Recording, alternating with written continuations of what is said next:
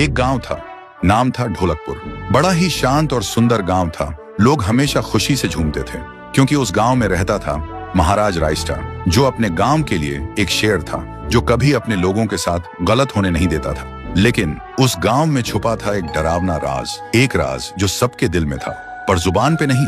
गांव के बीच एक सूखा हुआ पेड़ था जिसे लोग कहते थे श्रापित पेड़।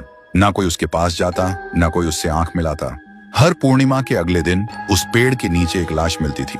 लोग कहते रात में कोई आता है और लाश छोड़ जाता है, लेकिन कभी किसी ने कुछ देखा नहीं और देखता भी कैसे। जो देखता वो अगले दिन पेड़ के नीचे होता था।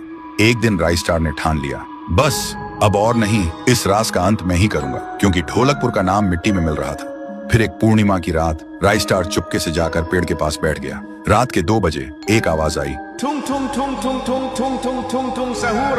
और फिर वो पेड़ भूत में बदल गया। वो भूत कुछ अजीब सा था, एक भयानक शैतानी हंसी वाला चेहरा, आंखें बड़ी बड़ी। वो पेड़ चल के एक घर के गेट को जोर जोर से खटखटाने लगता है। तभी एक आदमी डर के मारे आवाज सुन के बाहर निकलता है। वो भूत अपने लकड़ी जैसे हाथ से एक ऐसा थप्पड़ मारता कि उसकी सांस वहीं थम जाती है और उसी जगह उस लाश को ले जाता है और वापस फिर से पेड़ बन जाता था। देखते ही रायस्टार का दिल कांप जाता है, पर वो कुछ बोलता नहीं। सुबह लोग भीड़ में जमा हुए और रायस्टार ने पहली बार उस पेड़ से बात करने की कोशिश की। पेड़ के अंदर से एक आवाज निकली, क्या तुम सब भूल गए मुझे? रायस्टार बोलता है, तू कौन है?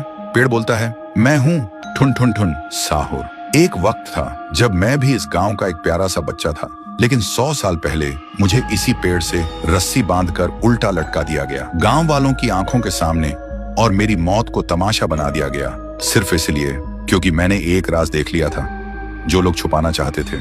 और उसी पल से मेरी रूह इस पेड़ से जुड़ गई। उस दिन से मैं इंसान नहीं, एक सज्जा बन गया और हर पूर्णिमा में एक राजदार को चुनता हूँ और फिर उसे उसकी खामोशी का हिसाब देता हूँ। रायस्टार बोलता है, लेकिन अब तो वो लोग मर चुके हैं ना जो तेरा कसूरवार थे। अब तू मासूम लोगों को क्यों मार रहा है? पेड़ कुछ देर चुप रहता है, फिर बोलता है, ठीक है, बस एक बार मुझे याद करो, एक दिया जला दो, फिर मैं कभी किसी को नहीं मारूंगा। फिर रात में सब लोग आते हैं, एक एक दिया जलाते हैं और तभी पेड़ अपने आप से आग पकड़ लेता है और आखिर में मुक्ति मिलती ठुन ठुन ठुन साहुर को। उस दिन के बाद गांव में कभी कोई लाश नहीं मिली। हर पूर्णिमा में लोग एक दिया जलाकर उसकी यादों को जिंदा रखते हैं, क्योंकि अगर भूल गए तो सपने में एक आवाज सुनाई देती थी, थुम थुम थुम थुम थुम थुम थुम थुम थुम सहूर।